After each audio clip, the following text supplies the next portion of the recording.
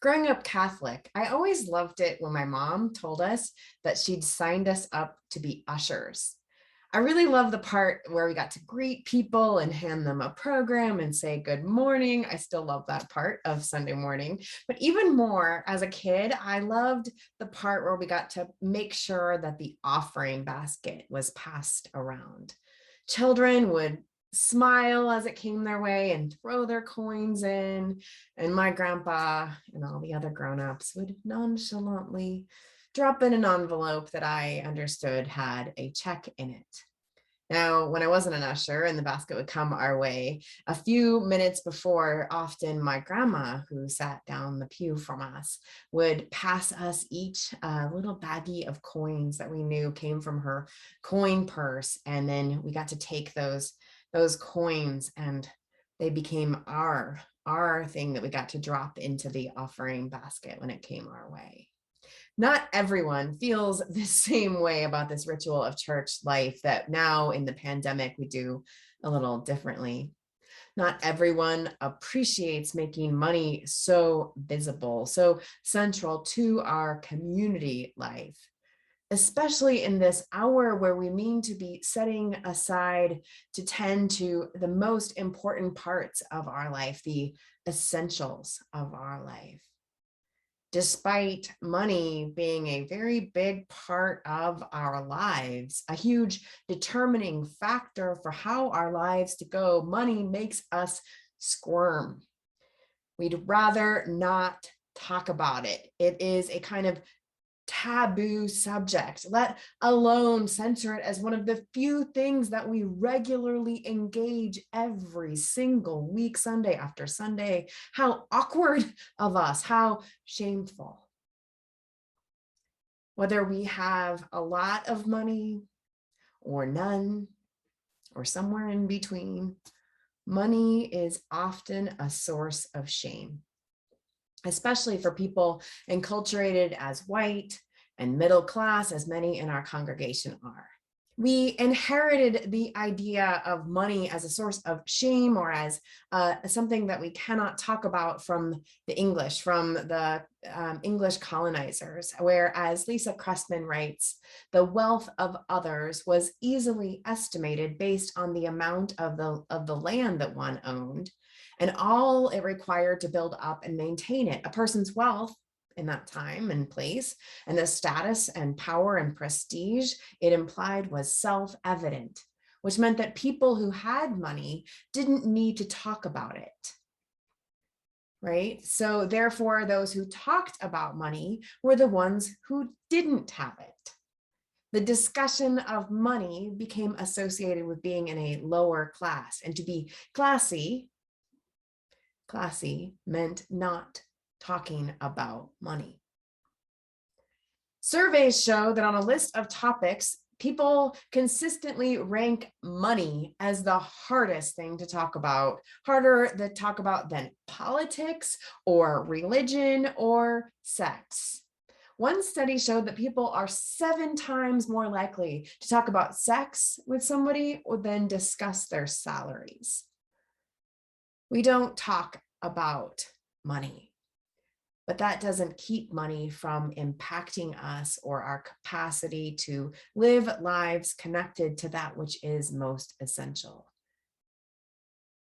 We don't talk about money, and the not talking about money is what keeps us from living lives connected to that which is most essential.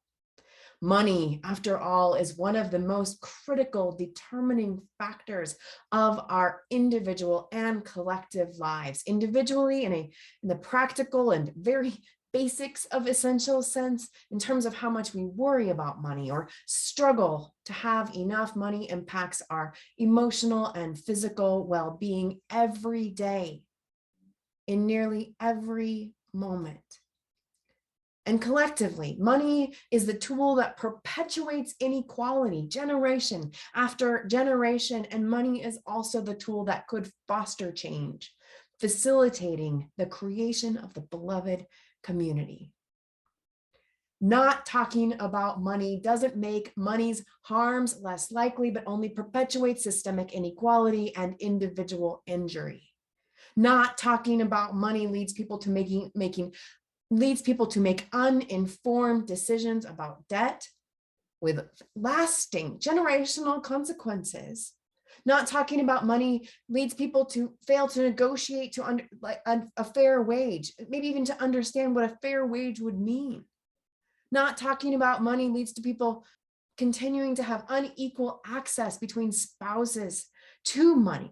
Not talking about money leads to our collective misunderstanding of how wealth and profound income inequality fuels pretty much every challenge that we face in our society today, from climate change to COVID, gun violence to healthcare. Pretty much every challenge we face is impacted by wealth and profound inequality, which is why money belongs right here in the middle of our time together, integrated into every other way that we engage with what matters most.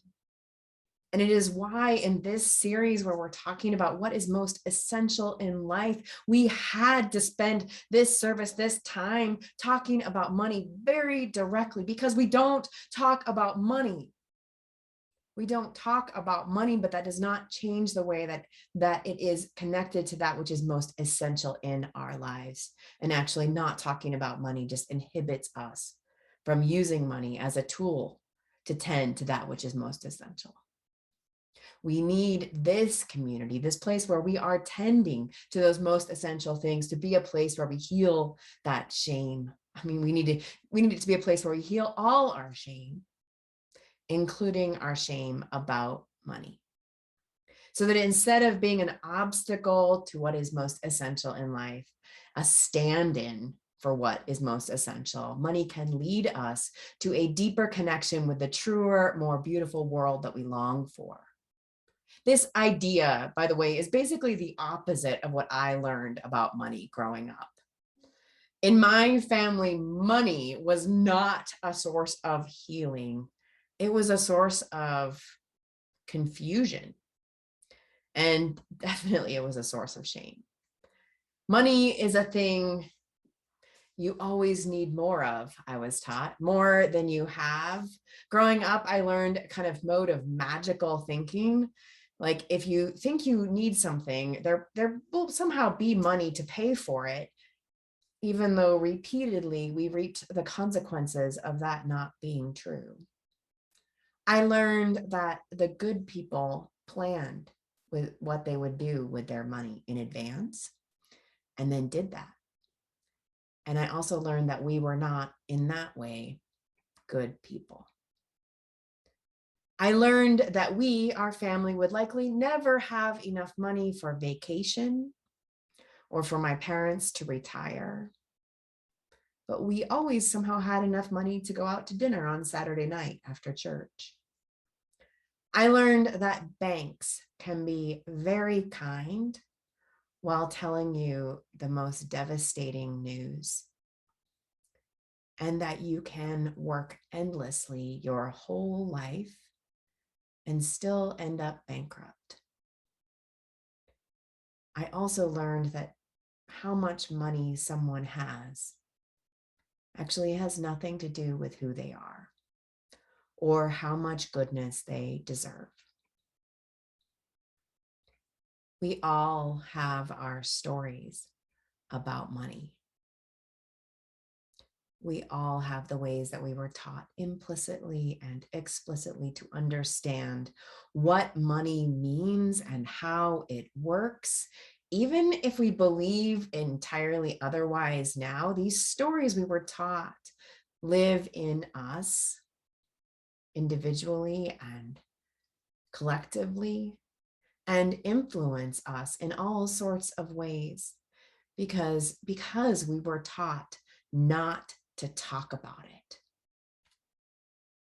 We were taught to keep these stories in silence, which means that the first step in healing healing the shame, healing the ways that money is an obstacle to what is essential rather than a tool to help us access what is essential. The first step in healing is, before we can even talk to each other about money, let alone use that money as a source of healing, the first step is to be honest with ourselves, to tell ourselves, to surface those stories we have that we carry about money with compassion and radical acceptance. We must bring to light all the ways that we have learned to hide this essential part of our lives. We must practice breaking the silence and begin to speak. In our speaking, we begin to heal.